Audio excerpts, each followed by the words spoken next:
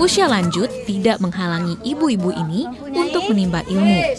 Tidak hanya untuk menambah ilmu pengetahuan, tapi mereka menjadikan ilmu yang didapat di sekolah itu sebagai senjata untuk mendapatkan hak kehidupan adil gender dalam berumah tangga. Sekolah alternatif itu telah membuat para perempuan sadar gender. Antara laki-laki dan perempuan yang dibuat oleh masyarakat.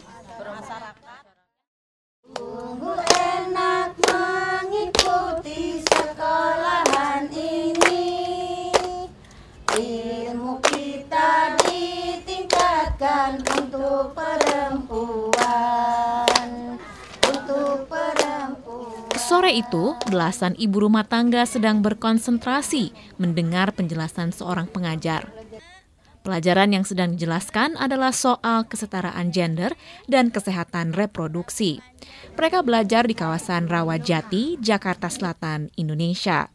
Hanya beralaskan terpal dan karpet lusuh, para ibu yang berusia antara 24 sampai 65 tahun itu terlihat tekun mendengarkan penjelasan. Meski rata-rata pendidikan terakhir tak tinggi, para ibu di sini paham betul apa yang namanya kesetaraan gender. Harus berbagi adil, menghilangkan tindak kekerasan dalam rumah tangga. Itulah yang didapatkan dari sekolah bernama Sekolah Perempuan Ciliwung. Di pendidikan adil gender tuh supaya perempuan itu setara dengan laki-laki gitu. Jadi di sini tuh bukan kalau dari sebelum kita belajar gender kan perempuan selalu di bawah gitu. Tapi begitu kita mempunyai pendidikan adil gender supaya tujuan ibu-ibu tuh supaya perempuan tuh setara dengan laki-laki. Jadi bukan di atas laki-laki tapi kita setara dengan laki-laki. Itu tujuannya. Biar lebih membuka mata perempuan bahwa laki-laki dan perempuan tuh derajatnya sama.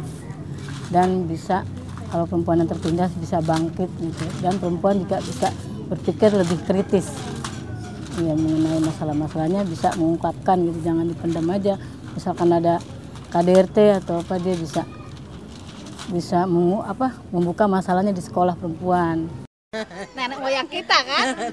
Retno Partina, salah satu murid di sekolah ini, sudah merasakan dampak dari ilmu yang sudah didapatkan.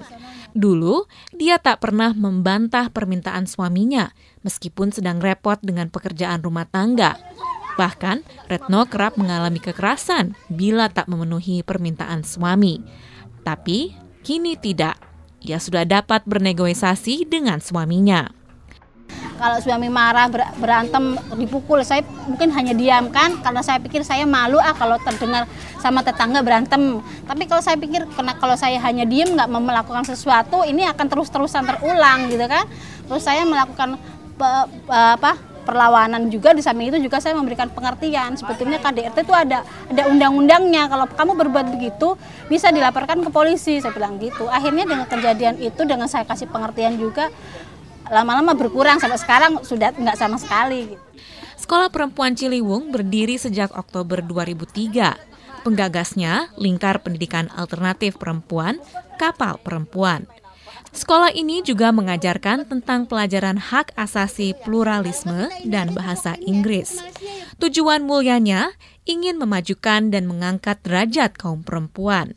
Kita berpikir penting sekali untuk mendorong bagaimana komunitas ini bisa keluar dari situasi yang rawan itu ya Mas, rawan kemiskinan, rawan kekerasan, rawan dalam pengambilan keputusan juga tidak terlibat kayak gitu. Melalui pendidikan ini, para ibu-ibu semakin mengerti bahwa perempuan Indonesia berhak mendapatkan kesetaraan. Perempuan Indonesia juga berhak mendapatkan pendidikan yang lebih baik.